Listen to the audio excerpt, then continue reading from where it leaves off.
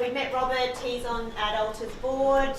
Steve, we've also met, he's a scientific advisor, ex-Pfizer clinician. Then we've also got John Westwick here. John is on AdAlta Scientific Advisory Board. John spent a number of years at Novartis, was head of pulmonary drug discovery at Novartis, developed a number of drugs that have been approved, but has still to this day probably 13 drugs that are still in the clinic being developed. So involved in a number of idiopathic pulmonary fibrosis trials himself, but seen in the respiratory area a number of drugs being developed. And then Brian was actually John's boss. We keep him around to keep John in line. But Brian was also head of R&D at Novartis and had been at Novartis with its previous company, Sandoz, for more than 40 years. So between the four of them have developed, and we tried to put this slide together, it got a bit bunched up, but the number of drugs that these guys had been involved in over their careers. Some of them you may have heard of, Viagra, Gilenya. So, you know, a lot of these drugs, Xolair, that these guys have actually themselves been involved in the development and approved products. So a significant amount of experience. So really today I thought from the point of view, we've got a panel here with significant drug development experience. Go through some questions, and I'm happy to get the day started with this, but feel free to also ask questions. But I thought, you know, if each of these guys could go through a drug that they've been involved in developing and talk to us about what a good drug looks like. When they were developing a drug, and they've all got separate examples, what specifically, what was the aha moment when they thought that this was was there an aha moment, and what does a good drug look like? So maybe Robert, if you want to start. Okay, so I mean, there's a lot of aspects to drug discovery and drug development that ultimately lead to what a good drug looks like. I think fundamentally up front, I'm a scientist, PhD scientist, and I think that if you don't have good science behind the drug program, then it's a crapshoot. You're throwing mud at a wall. So I think understanding the mechanism of action, it might sound simple, but it's not. And there's a lot of drugs that are on the market where the mechanism of action is very poorly understood, and it makes it very difficult to do life cycle management, take those drugs into other indications when you don't exactly know how they work. So I think a strong understanding of the mechanism of action is really important. Excuse me.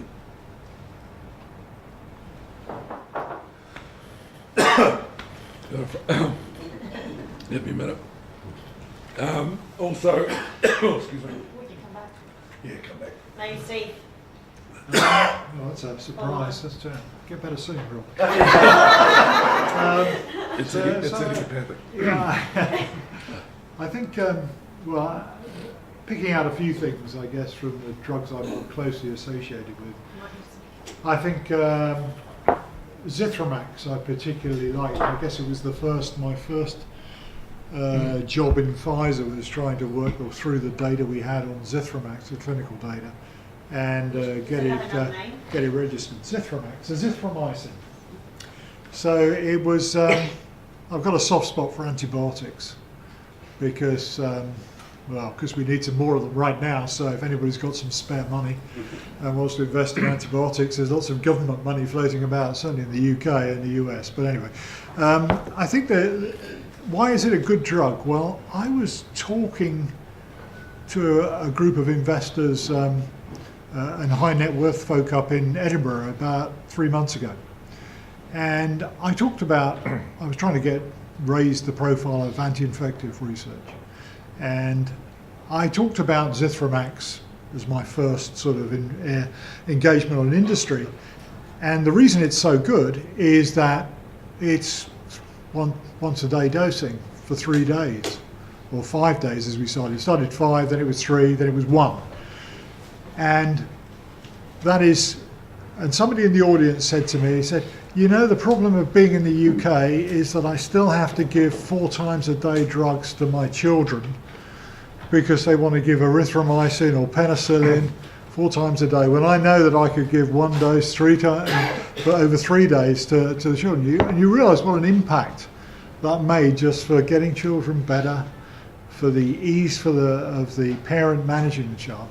And of course the other thing was that it was so effective back then against Neisseria gonorrhea and chlamydia trachomatis, single dosing right back in its early development, compared with 7 days of doxycycline therapy, pretty much 100% elimination. And it's still a mainstay in combination with ceftriaxone, even in the presence of pretty significant resistance, you just double the dose. And as a consequence, the other thing we did was billion-dollar antibiotic, but we gave vast amounts of it away to deal with trachoma for blindness, which is the commonest cause of blindness in the developing world, and I think we've extended the program to 2025. So that was a great drug, had the right kinetics, went to the right tissue, had the right duration of half-life. It was meaningfully different from what was already there. So, probably enough. John, in your eyes, pulmonary drug discovery? Okay, I think I should go back to something that Bill said because it really moved me. Basically, I started in Novartis in about 99, and the way we did drug discovery then is completely different to the way we did it in 2005, 2010, 2015, so it's evolving all the time. And also, senior management in the beginning, back in 99, just wasn't interested in things like IPF, pulmonary arterial hypertension, cystic fibrosis. All they were interested in was the really big respiratory diseases, COPD and asthma. And that was actually quite an easy area to work in because there was a lot of knowledge in that area, and there was a lot of clinicians, there was a lot of scientists, and it was a massive area. But then we had a change in boss, turned up in 2004, and he pulled me and John, he said, "Oh, I like your work on asthma and Seebri, you've got some nice things in the pipeline, very good. But I regard those as easy. Your priorities are now IPF, pulmonary arterial hypertension and cystic fibrosis. We've got nothing out there to do anything." And that was true. And only recently, as you heard from the presentations today, we've got pirfenidone and nintedanib. None of those are perfect by a long way. But to go back to some of the things that Robert and Steve were saying, and I think Brian will emphasise it, I think we now, within the pharmaceutical industry and in biotechnology, understand there's 3 main things we've got to keep in mind: the right target, the right drug, and the right patient.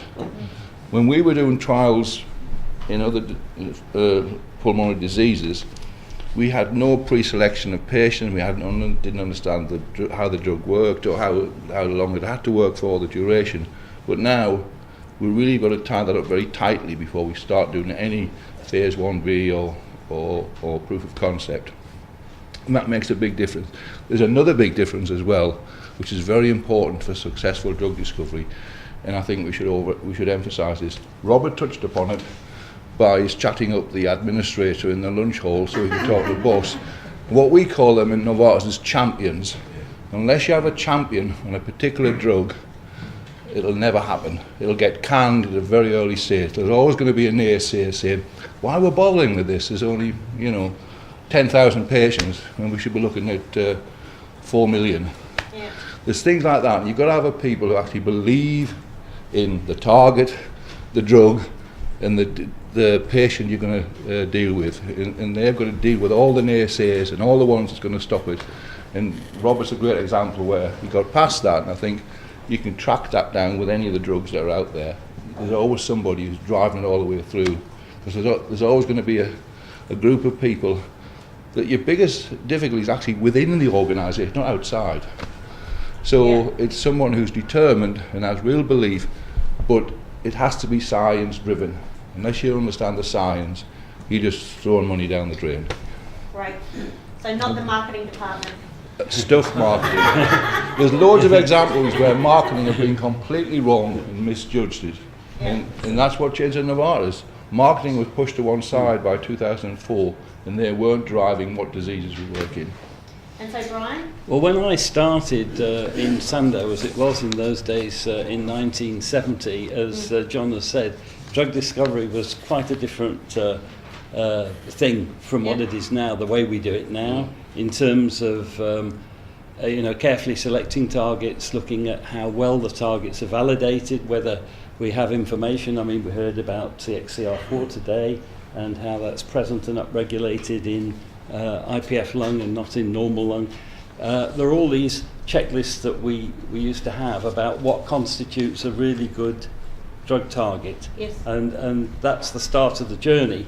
And quite often, a new concept for treating a disease is generated by a couple of individuals. And as you go, it's a bit like a snowball through the development process.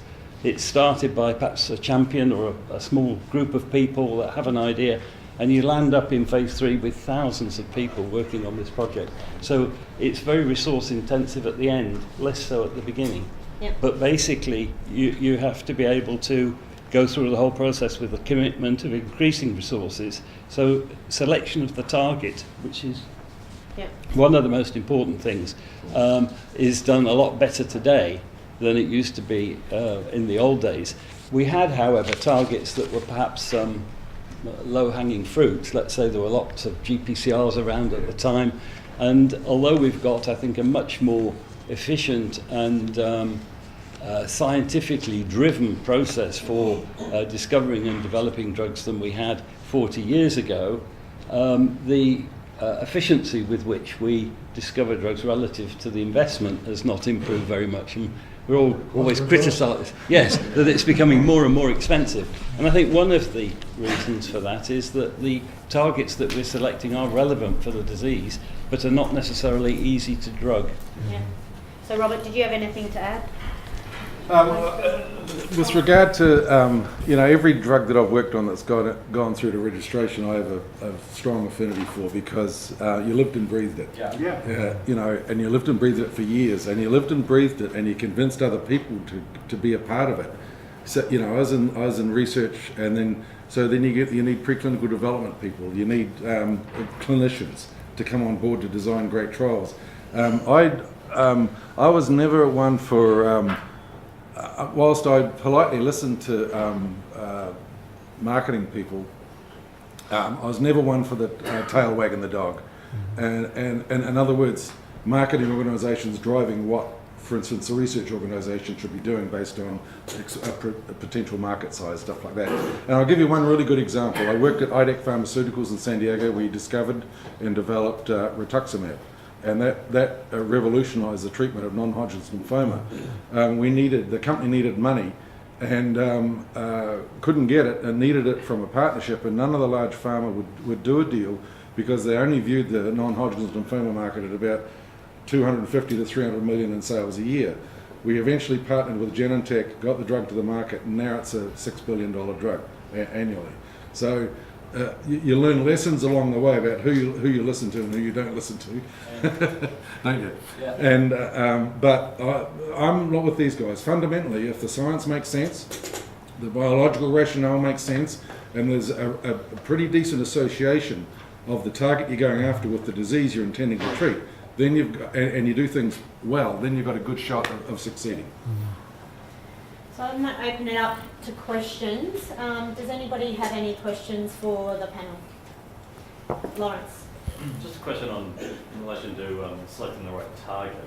So in the CXCR4 sort of journey of selecting the right target, where is it in your mind? Is it a validated target, or is it still questions? Okay, you hear a lot in journals about validated targets. To be honest, no target is really validated until you have a drug on the market that works. That's true validation. Anything other than that is partial, and it decides on your group of your fellows and the organisation you're with, is what degree of validation you think is enough to make the commitment. The key thing about others have mentioned target validation is a term people use. That's the first thing you must do. Because without that, if you are working on the wrong target, everything you do is a complete waste of time, effort, energy, and everything else. But if you really build up your amount of target validation by whatever method or methods, that really sets you up that after that, you've got to find the right drug that has the right time course, the right exposure, the right pharmacodynamic, the right duration of action, the right specificity, and you've got to pull out patients that you've got some belief that that target is regulating something to do with their pathology of that disease. And you've got to link that up as you go along for both working, and to emphasise, I think what Glenn's saying this morning, the more work you do with human cells or human-derived tissue, the better informed you are, but you still need to do some animal models to understand the sort of time course of what's going on. And then the key thing that's changed in the pharma industry is the use of biomarkers.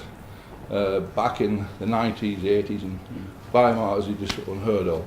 But with biomarkers you can track the effect of a drug, the effect on the pathology, and also you could pick up a side effect as well with biomarkers. So that's made a big difference how we look at things. But specifically for CXCR4? Okay. I think we're a long way along the route, and we've got good amount of evidence that's been generated with human cells and with some animal models, but we still have got to decide which of the real biomarkers we're going to use when we go into our, say, phase 1B and things like that. Because the endpoints, which, you know, like a 6-minute walk or a forced vital capacity or whatever, they change over months. You know, you don't see effects within a day, but actually the drug is working on day one.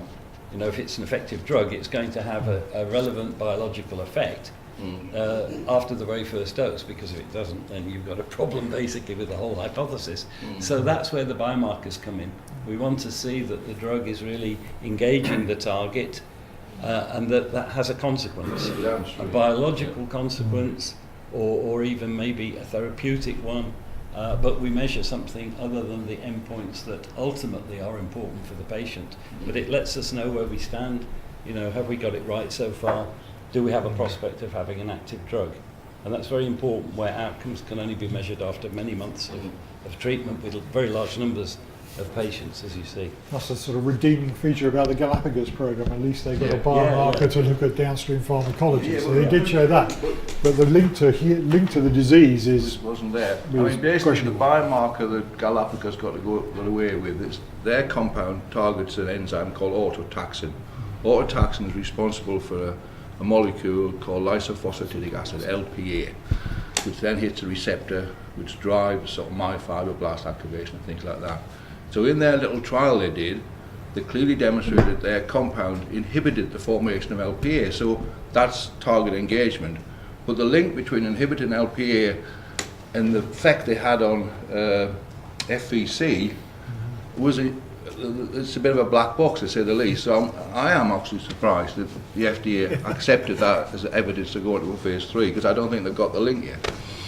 So Robert, I just want to add, so I've spent years evaluating drug targets and spending an awful lot of time convincing myself and then other people that we should start a drug discovery and development program. What I've seen with CXCR4 so far is very, very encouraging. We're seeing activity on human tissues, which is great. I mean, all animal models of any disease, doesn't matter what people tell you, they're all limited. These are inbred strains of animals. We're treating outbred human patients. Some more outbred than others. Yeah. I was going to say the west coast of the South Island of New Zealand. You might have a problem, but so the data to date from the human work is very encouraging.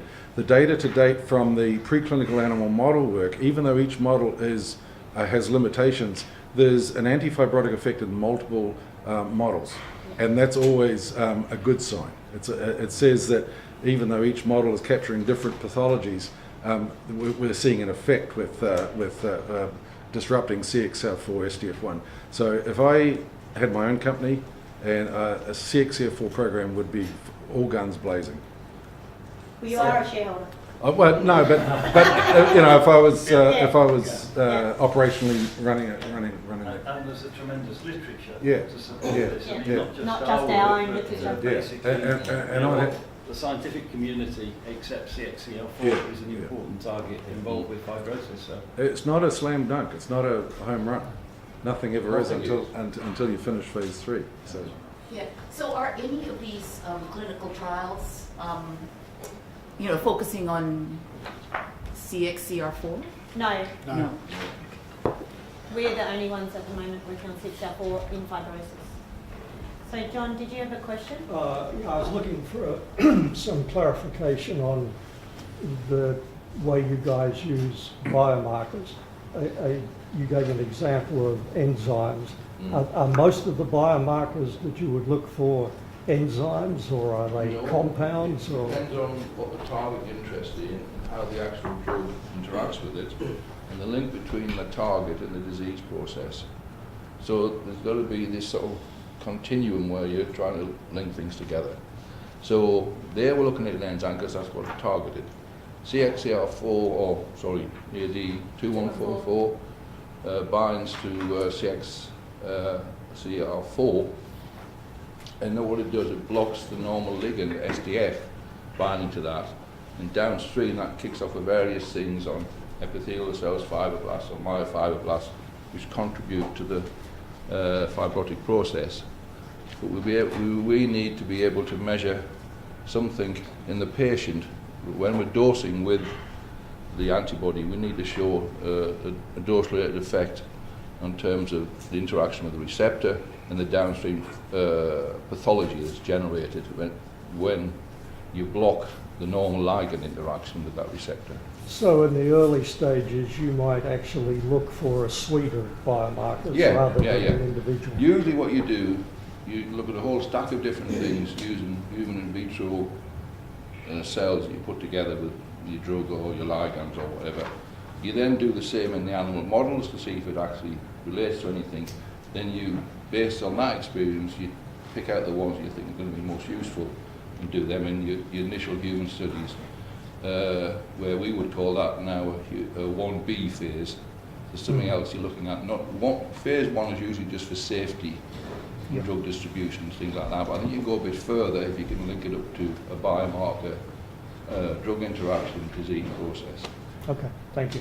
Pfizer would call it the 3 pillars of survival. You get enough drug into the human or the animal, it binds to the target, it affects downstream pharmacology. Yep. And if you can do that in the animal, you then take it in the human and measure the same stuff. And it made a big difference in terms of successful transition to phase 3 if you could join those 3 things up. It's pretty well published. Street published it back in 2011, I think, and then Panelos from AstraZeneca did a similar review, exactly the same stuff from AstraZeneca. Yeah. If you can do those 3 things, you've got a much higher chance of a success. GSK and Astra made a big deal about their publications. We were doing that in Novartis 4 years earlier. The other thing is, IPF is a complex disease.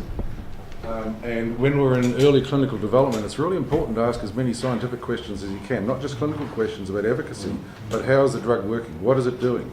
And so introducing as many studies early in patients to try and get a better handle on mechanism of action, on function, on biomarkers is really important. So it's not just a clinical expedition, it's a scientific expedition as well, to try and get as much answers as you can. And the ultimate goal, I think, down the road, because no 2 IPF patients are the same, the holy grail to some degree is trying to find patient-responsive populations. You're going to have patients that will not respond, and you're going to have patients that will. I mean, we'll be doing genotyping and phenotyping in all those in that early work to try and optimise the patient, the right patient. We all had that same mantra from every company: the right target, the right drug, the right patient. And the biomarkers help with pathology. How frequently do you need to dose? What is the active dose level? These sort of things. That's where biomarkers that move very quickly after the first dose are very useful, because when you get involved with very large numbers per group in order to see changes in the important registrable outcomes like force vital capacity and walking distance and quality of life, these take months to establish, and you want to be sure you've got the right dose. And so these biomarkers will also help you decide what dose you should be using, how frequently, etc. it should be dosed. Another question just over there at the back. When do big pharma like Pfizer or Novartis take an interest in a company like AdAlta? Yes, boys, come on. You should ask that question. When it's I totally, ask them all the It has time. been asked before. when it's totally de-risked. It's going that way, isn't it? Yeah. That was a slam dunk. I mean, it has been a sea change. I think a lot of, so from a Pfizer perspective, I guess, over the years, I've been 5 years out now, but I would say the amount of internal research is sufficient to keep quite a few programs going on in favoured areas, and enough internal talent to do the due diligence on interesting targets, products and platforms. So then the question is, what would they really like? They'd probably like somebody to take the risk in phase 2A, possibly even phase 2B. That will be their ideal setting, I think, unless we've got a really beautiful story linking up the whole right target, right patient, right drug, right dose. I Then that can change people's attitude. Yeah, it's probably fair to say that de-risking, rather than pick up a company at the end of phase 1, they pick them up at the end of phase 2 when there's been some proof of concept work to show something. I think large pharma would probably be happier to pay a little bit more money Yeah, and it is a lot more money. for that de-risking, and so probably phase 2 would be the. That is Yeah. I mean, it's big. There's a huge difference in money, but it's. But having said It's that, worth it. some companies have been acquired at the end of phase 1 or... Well, oncology is the classic Yeah. where there's been a sort of feeding frenzy, I would say. So I saw one, Peter. Oh, it's one was Similar. similar. I'm an investor in another company called, you might have heard of A2A Pharmaceuticals. They're out of New York, and they use AI and algorithms to find drug targets. And they've, since I was an investor, which was only a few months ago, they've found about 6 drug targets and sold half of the company, half of that drug target to a big pharma. And the big pharma has to fund the whole development, but they keep ownership of half. Wow. It looks very favourable to me, and they've got, That's since about quite surprising end of to hear. last year, 6 targets. Cost them about 150,000. And what have they done with those 6 targets? Just identify the structure or what? I'll show you. I mean, I was just trying to find the company on the. I mean, it must be good. We because were never short of ideas. No. I mean, No. it's always resources. It's resources you know, and prioritisation. that's why we had to prioritise targets very strictly. We couldn't afford to do everything. And even those targets, we had a discussion about this yesterday. We've got lots of interesting ideas in AdAlta, but you can't follow everything. You have No, to but my prioritise. question sort of really is there any opportunity to follow a sort of similar model? Because you could do lots of different things as try and get a target Well, and that's one. sell. Well, the problem is, since the sequencing of the human genome, right, we know all the genes, and we also know what most of them express in terms of target proteins. So it's not as there's a shortage of targets out there, and most people know what they are. It's how you prioritise them and what you work on. And then how you drug them. Yeah. Yeah. And So I'm surprised that that company's done that Yeah, based I'll on show just you a six. mine. Okay. They're going after quite difficult targets. Okay. Well, that's another bucket, and I think that's a bucket that AdAlta technology might be pretty useful at. Yeah. There is some really, really good drug targets out there that the whole industry knows about, but it's difficult to understand how to drug them. Small molecules may not be selective enough, and they may not be amenable to making high quality antibodies, for instance, to them. So I think with AdAlta's technology, we were had discussing. that discussion yesterday. Yeah, for about 3 hours, and we did identify some. Yeah, I've seen a lot of people come up with a lot of big lists, and they've used algorithms and all sorts of things. I'm a little bit of an old-fashioned guy here, and I think it takes a lot of legwork and a lot of discussion, a lot of reading of literature, a lot of talking to key opinion leaders before I come up with a prioritised list of drug targets. It's not. They just don't fall out of the sky. And there's just one other question up there. Which toxicology studies do you expect to complete before phase 1, and which studies would you regard as redundant? Sorry, I didn't hear that. Which toxicology studies do you seek to complete before phase 1? And which studies do you think you could justify not performing in a classic toxicology program for this particular molecule? Yeah, I mean, I guess I'll go in my presentation talk about the studies that we have to do to take 8214 into people. We'll do a PK study looking at the half-life of the eye body and, you know, on the suggestion of the SAB, and what we're trying to do is combine that with a biomarker or a marker that predicts how long the eye body is around much longer. And so we'll do those non-human primate studies before we go into our 4-week tox study. Our 4-week toxicology study will be done the second half of this year before we move into the phase 1 study. And they're really the key studies that we'll do in terms of toxicology, the 4-week toxicology study. And I think we had the discussion about the regulatory requirements for doing early phase clinical studies in different countries. Yeah. And it would seem there's a real opportunity here in Australia to do clinical studies based on toxicology only in one species. In this case, it would be a non-human primate. It would be a cynomolgus monkey study, but we wouldn't need to do a second species. And the information from the phase 1 would then be adequate to initiate studies in other countries that would normally require 2 species. Michael, a question right up the back. Just a question about maybe how to gain additional information for a company like AdAlta, which is small, has limited amount of resources, and to get, you know, be able to provide investors with a larger level of confidence. And by that I mean, we've seen some relatively large early stage, you know, transactions being done in IPF for preclinical stage candidates.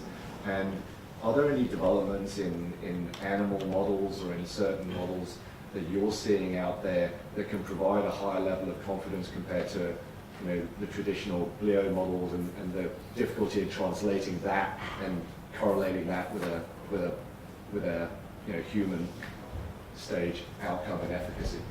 Glio is just one of the models. There are quite a range of other ones now that have been developed and utilised, and particularly in the importance of sort of transcript analysis in various cells of the lung, what's going on in a particular time course, and see whether your compound or antibody modifies that. Most people don't just rely on glio rat or mouse models. There are other things out there now that are a little bit more predictable. What would you focus on?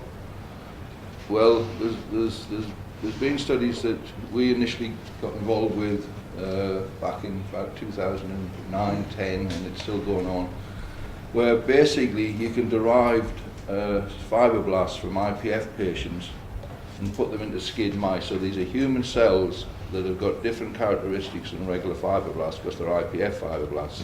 And you can look at their survival in a skid mouse, and they actually form granulomas within the lung.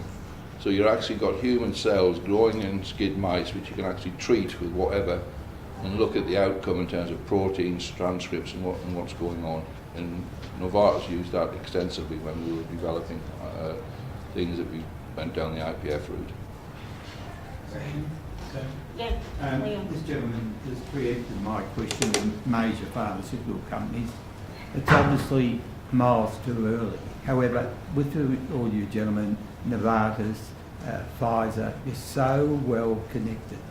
And is it worthwhile when you go back or you speak to the companies, is spread the word. And if the story is really good, really tops, there's a chance they might say, look, we'll put in 2 or 3 million or 10 million into the project, because you've got the macular degeneration, you've got the fibrosis of the kidneys, which you're looking at. In other words, to broaden the whole story. And you only need a little bit, because we're talking today about, in Australia, the reception of investors towards biotech compared with mining. And you mentioned the word several times, champion. I've got a champion here in Bill. I kicked in for Bill's kayaks, I know about that. You've got a champion in me. I've been there 10 years. Sam said I was the first investor in AdAlta, so I'm a big supporter. And I know it sounds like you're asking a lot, but you're well connected. When you go over there, you speak to your connections. So look, this is this company, Australian company, we want to raise some money. And I'll obviously say, look, wait till you get to phase 2 or finish phase 1 toxicity, but you're putting it out there just as an awareness, and it's something that you don't expect you'll get a result, but sometimes it might turn out, as the gentleman even here said, and say, okay, go with it. You know what I mean?